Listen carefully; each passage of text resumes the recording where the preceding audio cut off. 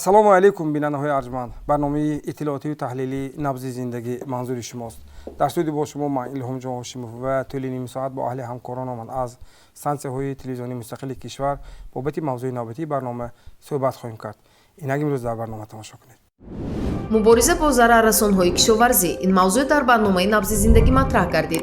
ҳашароту касалиҳо зараррасони деҳқон. чаро нуриҳову заҳрхимикатҳо таъсир надоранд? паст омадани ҳаво ё худ баландии ҳарорат ба дарахтон чӣ гуна таъсир мегузоранд? оё таъминот бо ғизои зарурӣ барои мавҷудоти зинда аз ҷумла дарахту боғот ва зироатҳои полизӣ омили рушд ва фаровонии ҳосил шуданаш мумкин аст? бештар кадом намуди ҳашарот ба соҳаи кишоварзӣ зарар расонида истодааст? коршиноси барнома, номзади илмҳои кишоварзӣ, омӯзгори калони кафедраи технологии хӯрока ва агротехнологии донишкадаи политехникии донишгоҳи техникии Тоҷикистон ба номи Муҳаммад Осимӣ дар шаҳри Хуҷанд Тоҷибой Бойматов ба саволҳои барнома посух мегӯянд. мубориза бо зараррасонҳои кишоварзӣ. кӯшишҳои мо дар ин самт то куҷо таъсирбахш ҳастанд? паст омадани табиат ва баландии ҳарорат ба дарахтон албатта таъсири худро мерасонад. ҳатто мегӯянд ки соле ки зардолу хуб нашуд ҳатман ҳосили себ хуб мешавад. чаро? навори навбатии барнома аз ноҳияи восеи вилояти Хатлон аст. ин ноҳия асосан аграрӣ мебошад. мардумаш бо замин сару кор дорад. қаҳрамони гузориши нахустини барнома Асрор Саидов ном дорад ки дар масоҳати 725 гектар замин кишти пунбадонаву ғалладонагӣ киштааст ва паст омадани ҳаво сабаби афзоиши ҳашароти зараррасони шакарак гардидааст. коркарди дуюмро гузаронид ва умедвор аст ки заҳрхимикати гирифтааш ба он майдон ба кор меояд ва мегӯяд ки заҳрхимикатҳои қалбакӣ вақти охир зиёд шудааст ва ҳамаи он ҳашаратҳои зараррасонро нобуд мекунад.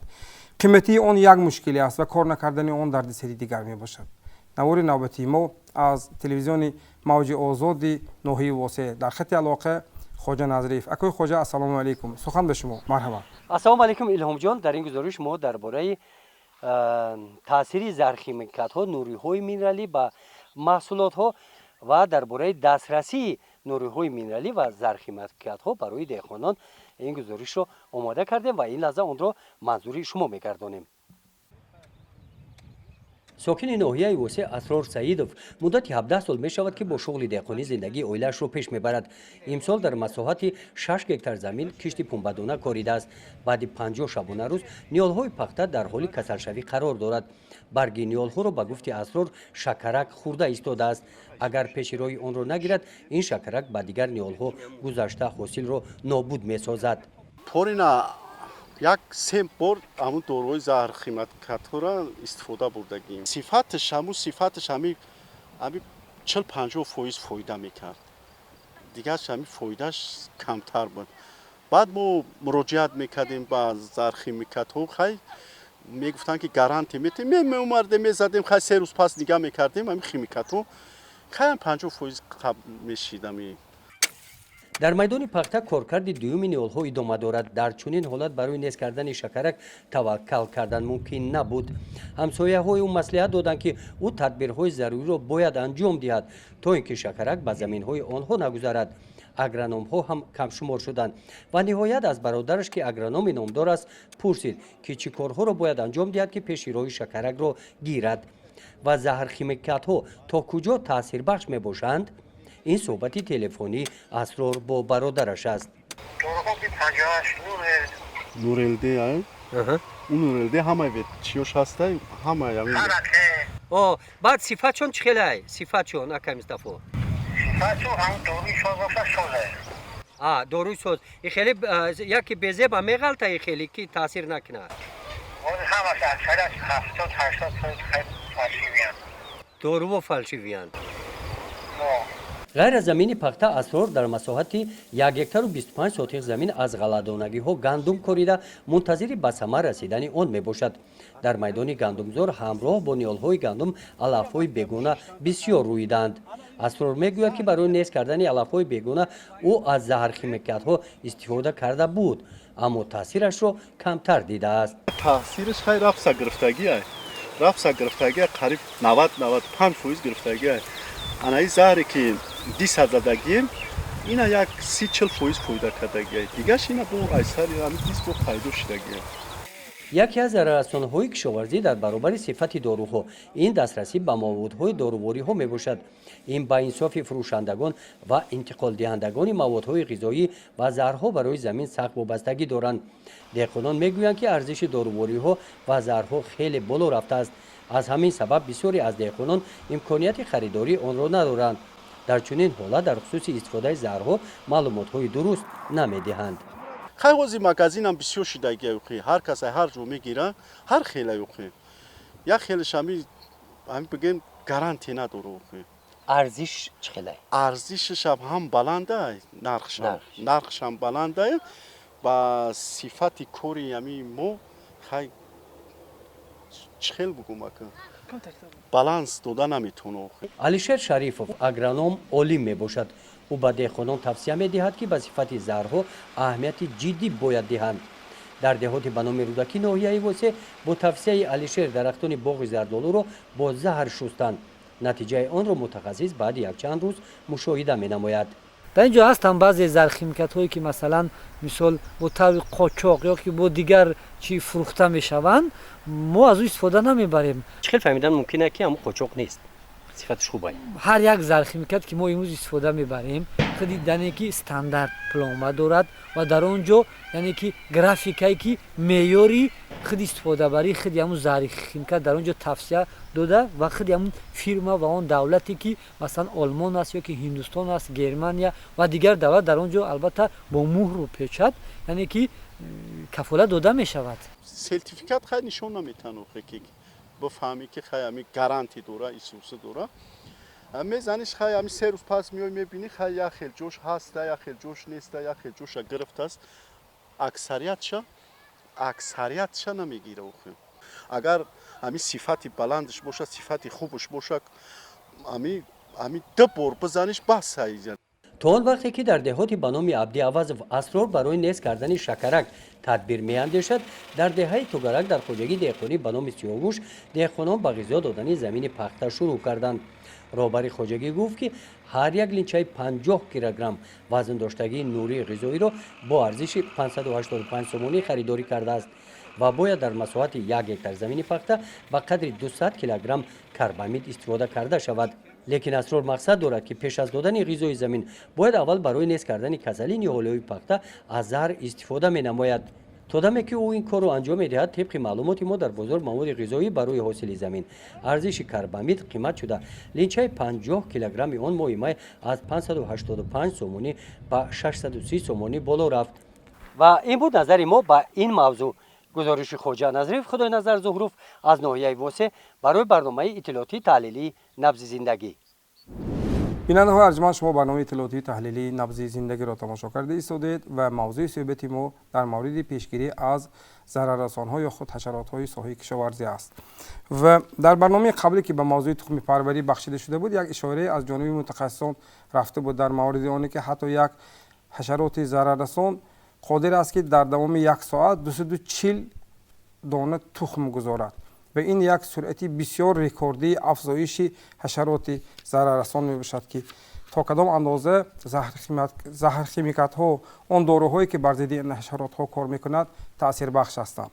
коршиноси нахустини барнома Рустам Каримзода, номзади илмҳои кишоварзӣ, сардори институти боғпарварии топкарории академияи илмҳои кишоварзии ҷумҳурии Тоҷикистон дар ноҳияи Бобоҷон Ғафуров ба саволҳои барнома вобаста ба ин мавзӯъ посух гуфтанд. ҳамроҳ тамошо мекунед. ҳозир марҳилаба албатта аз ҳама зараровартараш ин шапаре ки дар соҳаи растанипарварӣ гирӣ мегӯяд зироатҳои яксолава ин кирми ғӯза ки ҳам ба пахта ҳам ба ҷувори макка ва ҳам ба ҳосили помидор зарари манфии худро мерасонад ва бо пуррагӣ то 100% мевая нобуд карданаш мумкин агар мо чорааш надарем. бинобар ҳамин ҳам дар марҳилаи ҳозира истифодабарии ҳашароти фоидаовари трихограмма бар зидди тухми ҳамин ҳашароти зараровар габрабракон тилло чашмак бар зидди кирминаш мо истифода барем агар ба мо самараи хуб мебахшад. мана дар ҳам соҳаи пахтакорӣ ҳам ҷуворӣ маккапарварӣ ҳам помидорпарварӣ ва агар дар 1 метри мурабба 2 дона тухми ҳамин кирми ғӯза мушоҳида шавад агар мо ҳатман бояд аллакай усулҳои химиявиро истифода барем. Бинобар ҳамин ҳам ҳамин усулҳои биологӣ ки мо метавонем то 10-15 то 20% популясияи ҳашаротро кам кунем. Агар ана бо усулҳои биологӣ ҳозир истифодабарӣ ҳар гуна ваҳоли нашъӣ яъне барои нашъу намо таъсири худро мерасондагӣ истифода бурда истодем ё ин ки ҳамихел энтомофако яъне ҳашаротҳои фоидаоваре ки дар табиат мавҷуд ҳастанд ё ин ки баъзе ҳашаротҳои зараровар бар зидди дигар ҳашаротҳои зараровар худошон табиатан мубориза бурда меистанд.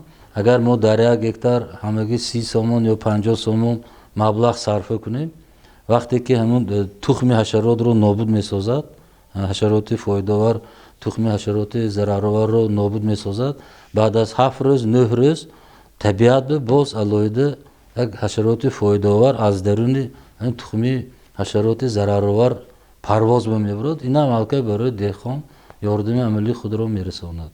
Ҳамаи ҳашаротҳо ва шапаракаш шаба парвоз мекунад, шаба тухмгузорӣ мекунад. Бинобар ҳамин ҳам албатта дар ин ҷода истифодабари ҳамин домҳои феромонӣ, истифодабари ҳамин домҳое ки бо равшанӣ кор мекунад хеле фоидаовар мебошад. Яъне мо ҳамин оммавии парвозашро муайян карда метавонем. Инчунин ҳар гуна қоғазҳои зард, ранги зардро шапарак нағз мебинад, дӯст медорад, ҳам чашмаш ҳамин ба мувофиқ шудагӣ. Бинобар ҳамин ҳам дар ҳар ҷои ҳамин майдонҳо миқдори муайяни ҳамин махсус дар агромағозаҳо қоғазҳои зарди дарунаш чӣ дорад? Ширеш дорад. омода ҳаминҷо мечаспад. Арӯи ҳамин муайян кардан мумкин. Ва ҳамин хел усулҳо хеле бисёр. Ва ана дидостон агар мо ҳамин дута усул агротехникию биологиро истифода барем, бо пуррагӣ истифода барем, мо 50% муаммоя ҳал мекунем. Албатта дар ин ҷо боз агар чиқаре ки ман гуфтам аз меъёр зиёд бошад, мо истифодабарии усули химиявиро бояд ба роҳ монем, чунки бе истифодабарии заҳрдорои кимиёвӣ мо бо пуррагӣ ҳашаротҳое ки паҳн шуданд ё пеститсидҳо ё фунгитсидҳое ки барои пеститсид барои ҳашарот, фунгитсид барои муолиҷаи ҳамин касалиҳо истифода бурда мешавад, мо бояд ҳатман сари вақт иҷро кунем. Заҳрдории поло ин бар зидди ҳозира вақт бар зидди шакарак ширинчаҳо натиҷаи хуб дода истодааст. Албатта барои истифода барои 1 карата ҳамагӣ 300 грамм мо истифода мебарем. Агар 2 карата бошад, мо бояд дигар намуди заҳрдориро иваз кунем. Ҳамин шароит ба ҳамин хел. Ё ин ки масалан бар зидди ҳозир мо полезикориҳо бисёр шудагӣ, ана бар зидди пашаи харбуза истифода барои NGO 250 грамм тавсия дода мешавад. Ҳаст заҳрдорие ки масалан фунгитсидҳое ки бар зидди касалиҳои занбӯруғӣ ҳозир ман ангурба васеъ истифода бурда истодам. Инам топсин М, купразан, каптан аз 4 кило то 7 кило 1 гектар ба. Лекин мо тавсия дода истодем ки бар зидди ҳамин ҳозир чиқаре ки шумо дар оғози суҳбат гуфтед, гард пайдо мешавад ангурба. Бар зидди гарди ангур агар мана пестисиди фоликюр мо истифода барем, агар фоликюр ин як намуди фунгитсид мебошад ки ҳамин гарди ангурро эмин нигоҳ медорад ва аз бӯи хоса доштанаш ҳашаротам парвоз намекунад.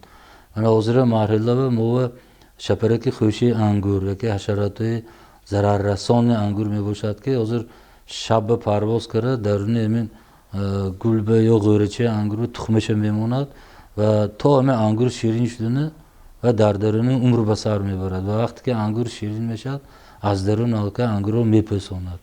Ва ҳамин шабу рӯз ба мана истифода барои ҳамин пеститсидҳое ки бар зидди шапараки хӯшии ангур аст, мо васеъ истифода бурда истодем. Ҳам поло, ҳам NGO, ҳам агроби 58, B58, нурелде, ҳамаш пеститсидҳои нағз. Лекин ба шарте ки меъёраша риоя кунед ва ба шарте ки муҳлати истифода баред. Яъне ما حرکت کنیم و در که اقلا یا سحری بر وقت یا بیگانی زدن و استفاده بریم بهتر. نخیر هوای آفتابی و ما برگوی برای رستنی سوزاندن ممکن و من حاضر ما توصیه داده ایستادیم و مرحله‌اش هم اومده رسیده ایستاده است.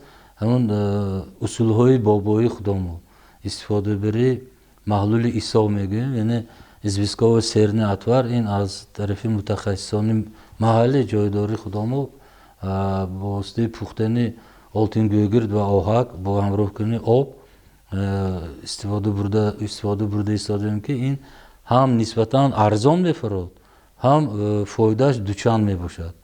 بیننده‌های عزیز برنامه را ادامه میدهیم.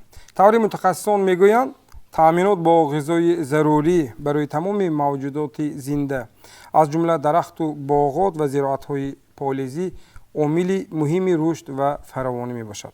قهرمان گزارش نوبتی برنامه یک نفر زنی می باشد که دوام 40 سال آخری عمرش را به کار دهقانی بخشیده است. کار باغداری سبب پیشبرد زندگیش گردیده است. از مهنتش نان می خورد و دیگران را نان می دهد. بابت عامل‌های فراوان‌حاصلی در ساحه باغپروری شهر کانیبادام همکاران منطقوی ما از تلویزیون پنجم شهر کانیبادام گزارش آماده کردند. در خط علاقه همکار ما ژورنالیست شهرگل صدیق میباشند. شهرگل السلام علیکم، مرحمت، سخن به شما. سلام علیکم، رحمت اکو الهام جان. گزارش ما از شهر کانیبادام در مورد باغپروری است. شغل اساسی ساکنان شهر را باغپروری، خاصتا پرورش زردآلو تشکیل می‌دهد. زمین باغات شهر کانیبادام زیاده از 11300 گکتار را تشکیل داده، درآمد اساسی ساکنان را هم زردآلو پروری تشکیل می‌دهد. برنا اکرام و یکی از 10 نفر باغپروران شهر کانیبادام است که در این جاده تجربه فراوان داشته، از باغداران پیشقدم و موفق است. او 45 سال اینجانی با زمین سر و کار دارد. هنگامی در شرایط تنگ زندگی قرار داشتنش با توصیه کلانسالان و پیشنهاد شرایط و امکانیت‌ها از جانب دولت که برای دهقانان پیش بینی گردیده بود استفاده برده، از زمین‌های جمعیت سهامی به نام انجان بایمت و زمین گرفت و باغ تشکیل کرد. سال 2015 بود که همین جمعیت سهامی ما تجدید شد. اکو همه باغش صاحب دار کردن، اعرای سهمشان. من زمین‌های پخته اجاره دادن. من 4.5 گکتار پخته اجاره گرفتیم. من گندم کاشتیم، کارتشکا کاشتیم. قراری من پرزیدنتی محترم وقتی من باغای دادن، همه صاحب دار شد. هم بعد از صاحب دار شدن به نظرم همه مهر مانده مگو. هم باغا من نقد نگاه میکنن، حاصل من نقد شد. امسال پس آمدن وضع هوا و تغییریابی اقلیم بر رشد ساحه باغپروری، نشأ و نمای نهال و درختان باغات و به دست آوردن حاصل دلخواه به تأثیر نماند. از این سبب حاصل هم نسبت به سالهای قبلی کم بوده. طبق نظر متخصصان بنابر کم قوت گردیدن درختان، پیدا شدن حشرات ضرررسان و به بیماری دچار شدن درخت ممکن است. هرچند امروزها شرایط و امکانیت‌های معاصر تأمینات با داروواری و زهر خیمیکات‌ها خیلی وسیع است، اما برنااپه درختان باغاتش را با اصول بابایی به ضرر می‌گرداند. زردآلو وقتش به پیش از گل باید ما ضد حشرات کار کرد کنیم، دارو کنیم. این پرمچنگ میگفت من همیونه نیست کردیم، تماما نیست شد. من شکرک همیونه چیزی عادی که همین خاکستر آبش کم یا اشقار کردیم همین نسکرم که این دارو خریدن شرط نیکی و ضررآور دیگر داروها. این چیزی عادی که ما من یگان کسلی نیست، حاصل و نقص زندگی ما پیش بر افساس. زمستان وقتی که همین آب یخ میکند، هوای سردیش به ما یخاب میمونیم و حشراتای نیست میکنه. بیخوای درخت سفید کردن در کار. من چخل که دیدیتان همین آهک بسیار هم فایدهش کلام، همین که سفید کردن در کار. به ضررگردانی را هر دهقان با طرزی به خودش دسترس انجام می دهد، مثلا مثل برنا اکرام و به طور بابایی. اما متخصص ساحه سرکشاورز در این مورد نظر دیگر دارد.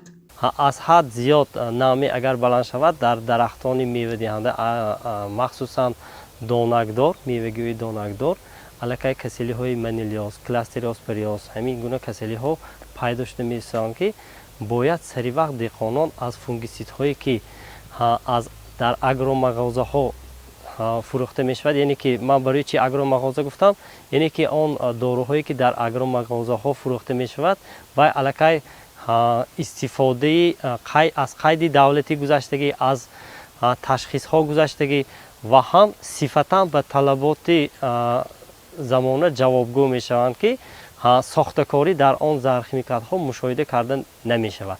یکی از راه‌های دسترسی به داروواری این مغازه‌های اگرری میباشد که سالهای اخیر فعال گردیده در اکثریت منطقه‌های کشور دیدن ممکن است.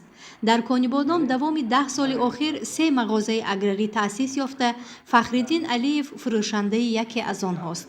کسب اساسیش رسامی است، اما از سببی در ساحه داروسازی و فارماسیفتی تجربه بای دارد و پیشتر هم در داروخانه کار کرده است. حالا 3 سال این جانب همین کسب را پیشه نموده است. او میگوید وقتهای اخیر طلبات به داروهای کیمیایی بیشتر گردیده است. محصولات ما روسیه، دولتی، همسایه چین، ازبکستان وارد میشه، ترکیه وارد میشه، همچنین ایتالیا خیلی همکار میشه. نرخش دسترس می؟ همش دسترس، نرخش نه. قیمت نه قیمت. هنچه فایده کلان نشه اینه اگر نچشد اگر شپرک میشه شپرک با کرمش بسیار میشه. این دوری نزند آنی زمین همسایه دیگرش بگذارد بسیار میشه. باغپرور برنا اکرام و از مهنت و دستاوردهایش قناعتمند است. زیاده از 1 هکتار باغی که دارد منبع اساسی تامینات زندگیش می باشد. 4 نفر فرزندانش را از این درآمد عائله‌دار کرده است و نفری از اهل عائله او به مهاجرت نرفته توسط زحمت دهقانی از عهده تامین عائله و فرزندان می برآیند. شهریگل صدیق و علیشیر مختارов شرکت تلویزیون و رادیوی تیوی 5 مخصوص برای برنامه نبض زندگی. بیننده‌های ارجمند، شما برنامه اطلاعاتی تحلیلی نبض زندگی را تماشا کرده اید. از همه مهم در برنامه ما اشتراک کارشناسان است که ما علاقه کارشناس اول را شنیدیم و کارشناس دوم برنامه را به شما معرفی میکنم. حضور کارشناسان در برنامه پیش از همه آن را تکمیل و پره میسازد. آنها نفرانی میباشند که متخصص این ساحه اند و از این موضوع معلومات بیشتر دارند. کارشناس نوبتی برنامه ما تاجبای بایماتوف، نامزد علم‌های کشاورزی، آموزگار کلان کافدری تکنولوژی خوراک و اگری تکنولوژی دانشکده پلی‌تکنیکی دانشگاه تکنیکی تاجیکستان به نام محمد سیف‌الدین آسیمی در شهر خوجند. خوش آمدید میگم استاد شما را. راستی ما شما را در برنامه‌های اطلاعاتی خبر در گزارش‌ها بسیار تماشا کردم. چهره شما نه تنها برای ما اینجوری برای بیننده‌ها شناس است. شما نفری که متخصص این ساحه هستید و چند سوالی دارم وابسته به این مسئله که امروز ما بررسی داریم. اگر همطور پوست کندش گویم ساحه کشاورزی امروز بیشتر از کدام نموده حشرات ضرر دیده ایستاده است؟ حشرات همین زردالو خوراکی پاچاقاوس میگوید. زردالو خوراکی پاچاقاوس این رشبه تلستناش که میگوید. این هم یک خفناکترین حشرات میباشد که همین در وقت گل درونی گل به تخم میمونن، کلان شدن بعد همین بادرزک میشه وقت شده همین بادره شده میفرد. این حشراتی یکم پیدا شدن. دومش حشراتی پرمچه میگوید. همین زردالو خوراکی فیلچه مانند نامش زردالو خوراکی فیلچه مانند این هم در وقت همین غوره پیدا شدن پیدا میشه. برای همین اینو یکم هم کسیلی هم حشراتو با پیشگیری کردن لازم است. پیشگیری کردن کدام وقت؟ در وقت زمستان. همین درخت خار رفته است میده باید که ما زهردارای استفاده بریم. مثال دنوک این 10 کیلو 1000 لیتر آب برلش میکنن میزنن همین کسلی و حشرات های میگیرن. دومش همین پیشگیری کسلی ها به مایع برداشتی میگوییم. مایع برداشتی در زمستان 3% میزنن، بعد بیدار شدن موجه 1% میزنن. این هم پیشگیری کسلی ها میشد.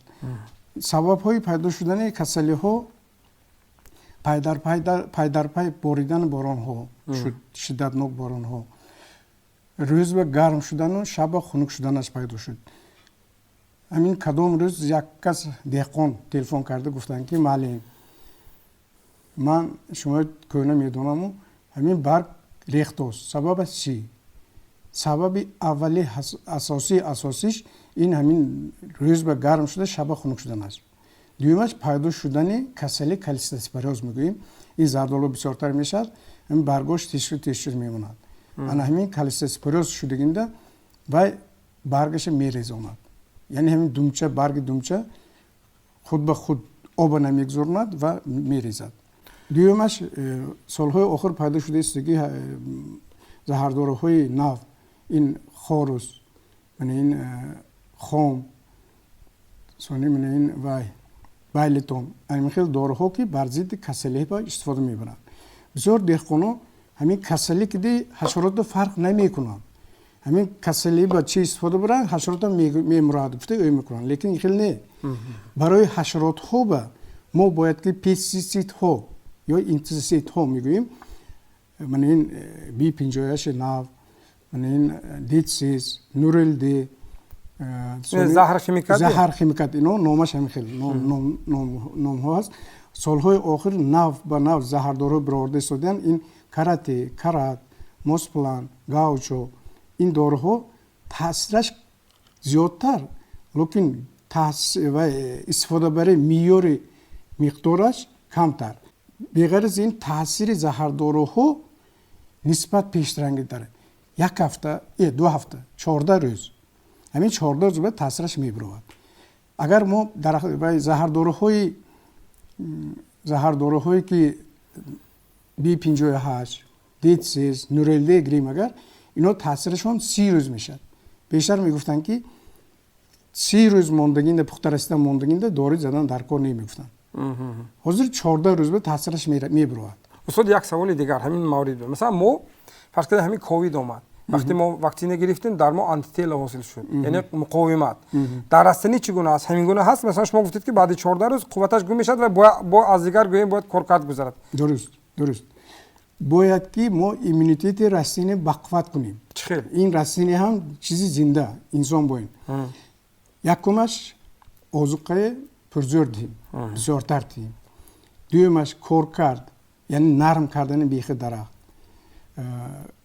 بریدن شکل دادن یک چند اصول ها آبیاری اینا همشه در وقتش کارهای اگریتینگ در وقت گذرانیم اگر ایمونیتش بلند میشه یک نکته دیگر شما در مورد زهر خیمیکات ها گفتیم در گزارشی که از ناحیه واسه تهیه شده است آنجا اشاره رفته است که امروز تاثیر زهر خیمیکات ها هم سست شده است نرخش بلند تاثیرش سست درست گفتید حاضر یک واقعش شما من میگم این ناحیه باجان غفروف اینجینده صادر شدگی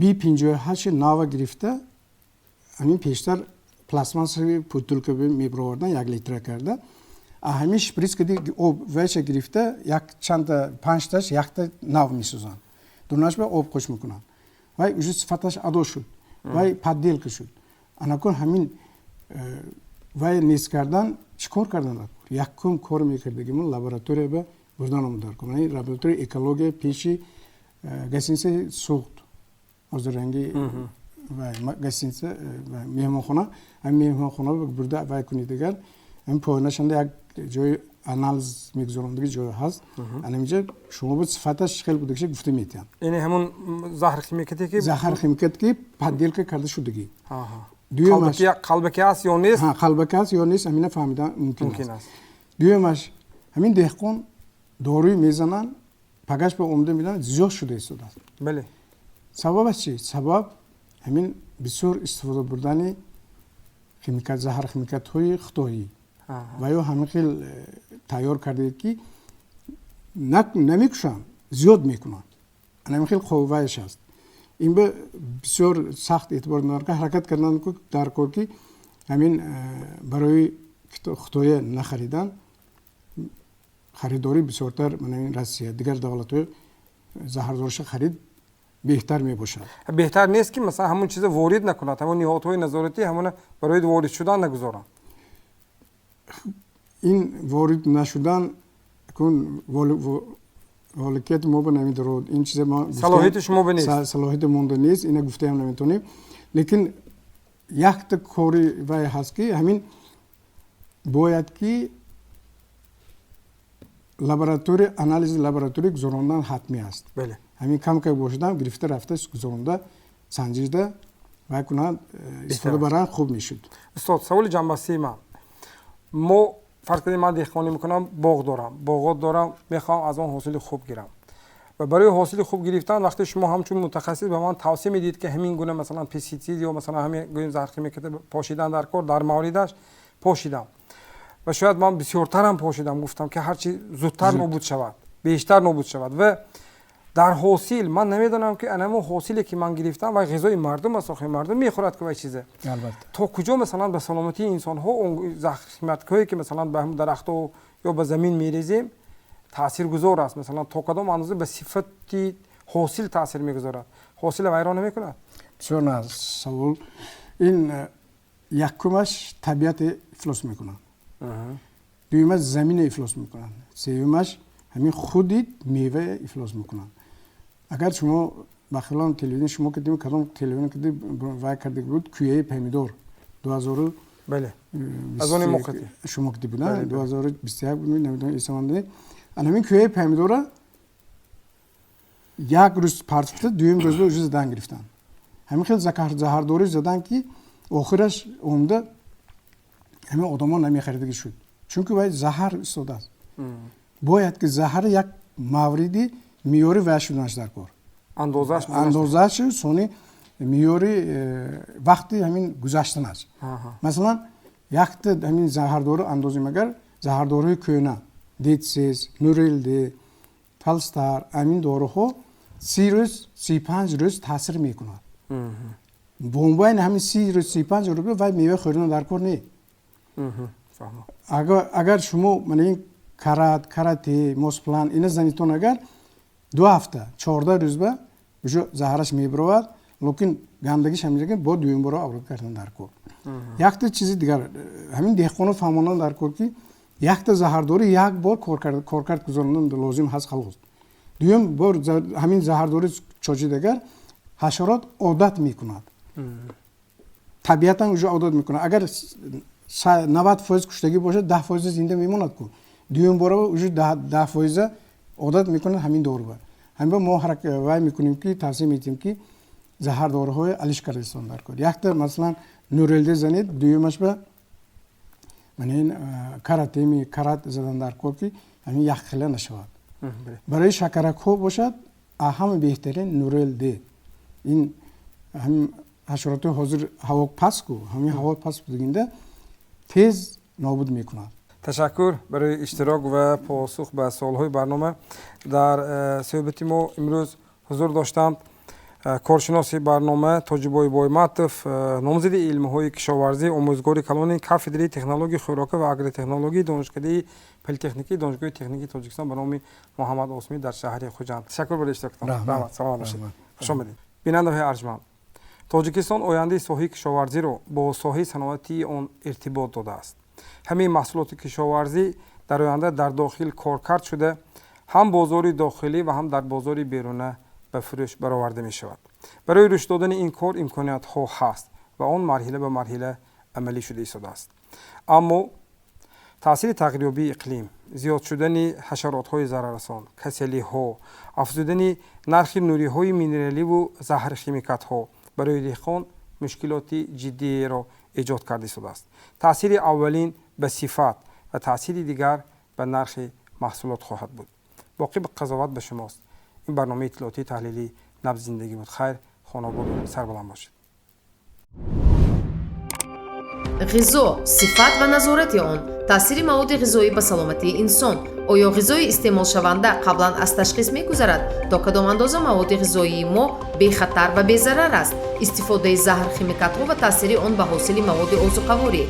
اگر که استعمال غذایی با صفت و پرقوت شرط اساسی سالم بودن باشد، پس نهادهای مسئول این سمت تا کجا فعالیت خود را پرزور نموده ایستادند؟ این مسئله در برنامه آینده نبض زندگی بررسی خواهد شد.